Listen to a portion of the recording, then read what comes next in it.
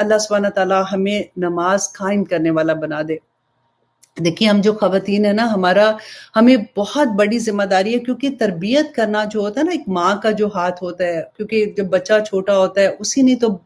بیٹا بھی بنتا ہے، وہی بچہ جو ہے وہ باپ بنتا ہے، وہی جو ہے وہ دادا نانا بنتا ہے۔ تو انہی آدمیوں کو، انہی بچوں کی ہم تربیت کریں گے تو وہ نماز قائم کرنے والے بن جائیں گے، اور اللہ سبحانہ تعالیٰ ہمیں اس کی توفیق عطا کرے۔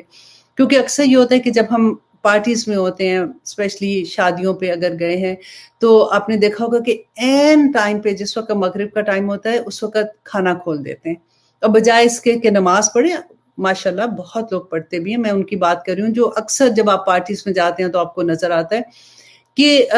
نماز ایون اناؤنس بھی اگر کوئی کر دے کہ جی جماعت ہے، پھر بھی کتنے لوگ آرام سے بیٹھے رہتے ہیں کہ نہیں ٹھیک ہے کوئی بات نہیں، ابھی تو گھر جا کے پڑھ لیں گے یا کچھ بھی۔ تو آپ دیکھیے کہ یہ حدیث جو ہے پلیز آپ میں کوشش کروں گی کہ یہ چھوٹی سی بھی میں پوسٹ کر دوں تاکہ آسانی کے ساتھ آپ شیئر کر سکیں، کہ صحیح مسلم کی حدیث ہے، انٹرنیشنل نمبر ہے اس کا 82، اور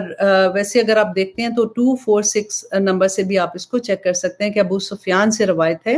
کہ حضرت جابر رضی اللہ عنہ بیان کرتے ہیں کہ نبی صلی اللہ علیہ وسلم نے فرمایا کہ بندہ مومن اور کفر اور شرک، غور کیجیے، انڈرلائن کریں، کفر اور شرک کے درمیان فرق جو ہے وہ نماز کو ترک کرنا ہے۔